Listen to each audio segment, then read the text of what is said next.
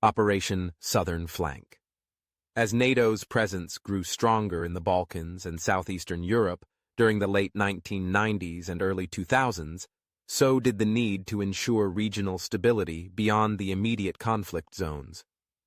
While missions in Bosnia, Kosovo, and Macedonia demanded the spotlight, NATO understood that the broader security of the region hinged on the southern arc, stretching from the Adriatic to the Aegean, from Albania to Turkey.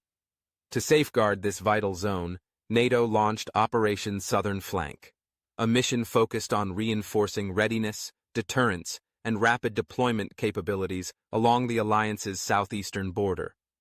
Operation Southern Flank was a strategic reassurance and defense posture operation.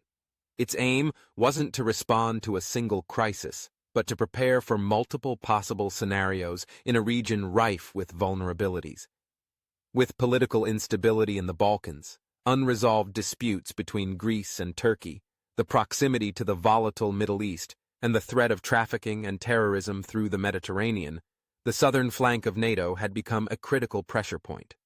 Under this operation, NATO conducted a series of high-readiness exercises and deployments across member and partner countries in southeastern Europe. Land forces were rotated through forward bases in Bulgaria, Romania, Albania, and Turkey. Naval task forces patrolled the Aegean and eastern Mediterranean. Air policing missions expanded, with fighter jets monitoring airspace from bases in Italy and Greece. Intelligence sharing and surveillance became key components, particularly for monitoring illegal arms flows, organized crime routes, and potential incursions. The mission had a distinct deterrent flavor.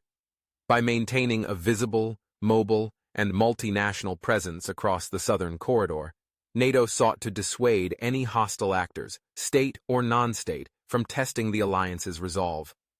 It was also about showing support for newer NATO members in the region, reinforcing their sense of security and their integration into the alliance's operational framework. But Operation Southern Flank wasn't just about troops and ships, it was also about infrastructure and logistics. NATO invested heavily in developing airstrips, ports, and transport corridors that could be used for rapid military deployment if a crisis broke out. These improvements had dual benefits: enhancing military agility and boosting local economies with new construction, trade access, and international engagement.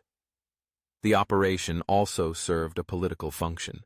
It fostered military cooperation between countries that had historically been rivals, most notably Greece and Turkey.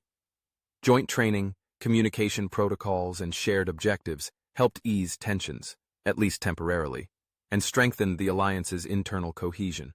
It demonstrated that NATO was not merely a coalition of convenience, but a platform for long-term integration and crisis avoidance. In a sense, Operation Southern Flank was NATO at its most strategic. It didn't respond to war. It prepared to prevent one. It didn't seek headlines. It sought stability.